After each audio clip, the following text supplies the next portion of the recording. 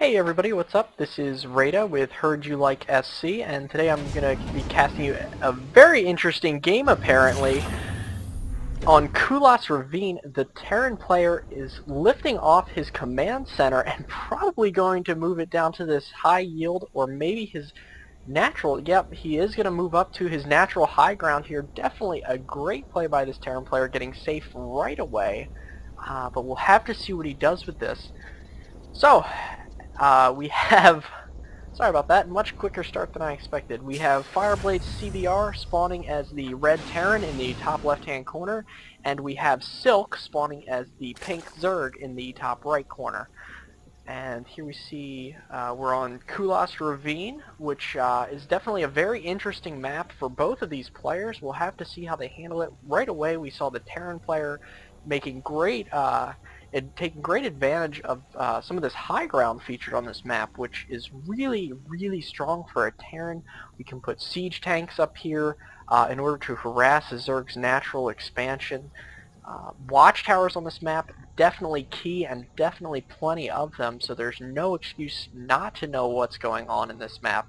And we'll have to see if both players take advantage of this. We do have both scouts moving out already.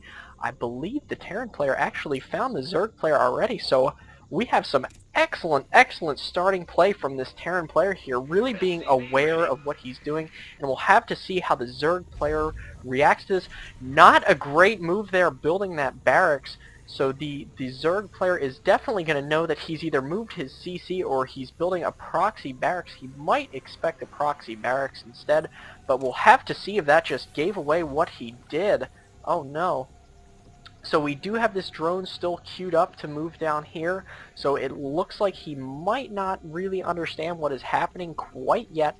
And we do see that spawning pool is already up from the Zerg player, and I believe we already have some lings in production. 6 Zerglings and a queen coming out for the Zerg player, and we do have the Terran player throwing down his barracks and a refinery, so he's going to start getting his gas in. We'll have to see what this Terran player does with this build.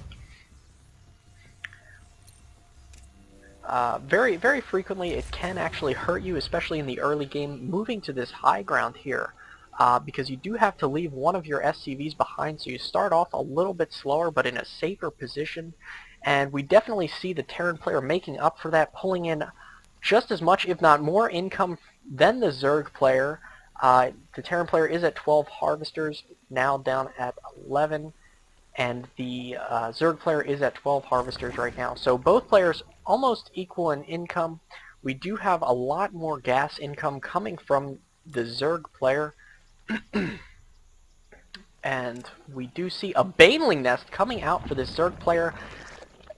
Not sure I like this move actually, because on this map he knows the Terran player isn't necessarily walled in anywhere. He still looks like he's having a little bit of trouble figuring out what exactly is going on with this Terran player.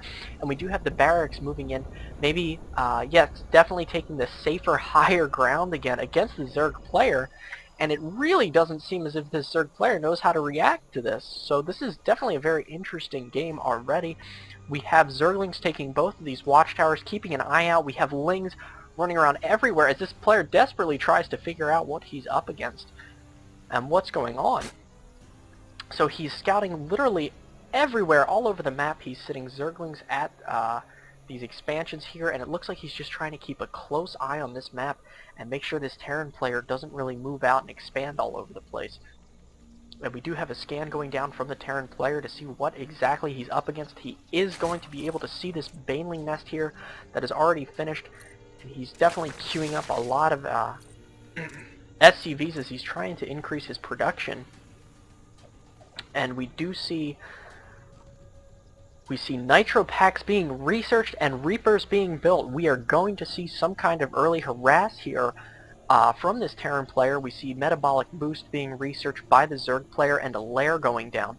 So we'll have to see how this first attack goes. Honestly, if this speed is not done researching, by the time these Reapers come in, these Zerglings are going to actually have a very hard time catching up and keeping up with those Reapers and being able to kill them. So, and we don't see any spine crawlers down at all, no natural defenses. So this Zerg player might actually have quite a difficult time in dealing with this, but we do have a speedling hammering away at these rocks, and we have more coming in. It looks like this game could be over very quickly if these rocks go down, and not enough is here to reinforce this. We definitely need to see more production from this Terran player here as more and more lanes are starting to appear and start taking out this wall, because it seems like the jig is up and the Zerg player has figured out what is going on. And we do have a Reaper coming in to help with this, but he caught desperately out of position, and he's almost going to get surrounded by these speedlings. Definitely not able to outrun them, and the Reaper goes down. A strategy that might have seemed so good at first is now kind of turning around to bite this Terran player. We'll have to see. We do have more speedlings coming in. No banelings yet, but who needs them? And we do see the Terran player desperately trying to wall this off with supply depots just to hold this attack off a little bit longer. We see a factory going down. More Reapers definitely need to come out, or a bunker needs to go down somewhere, because this wall is going to break down. We do have 2 more Reapers coming out for the Terran player, but we don't see them going anywhere or doing anything. Here they go, moving out against the Zerg base, going in to try to get some harass and maybe stall this attack or draw those Zerglings off those rocks. More and more lanes just pouring out of this base, and we do see banelings getting some research done. The centrifugal hooks making them just a little bit quicker, and we see these Reapers harassing this queen as they try to take her down, but the speedlings do come out, and they are going to be able to take down that Reaper. Completely ineffective attack from this Terran player, and now we just have to watch this rock fall and see what happens. We have a tech lab going down, trying to get out some siege tanks very quickly, but that is just not going to work, as these Zerglings are starting to hammer away at this all-supply depot wall, which these banelings are going to make very, very short work of here in a second. If they can get in, they do hit that and take down that wall, and they are going to come in and start harassing and killing these SCVs. And this looks like it's it for the Terran player over very, very quickly early on here. We'll have to see what happens. Those Zerglings just going to work on all those SCVs as we watch the income for the Terran player plummet down to virtually nothing, and that's going to get even lower once this updates, as I believe he has no units, no SCVs on the map. He does have one, and there's the GG. Very, very quick game here. Very, very great play from this Zerg player.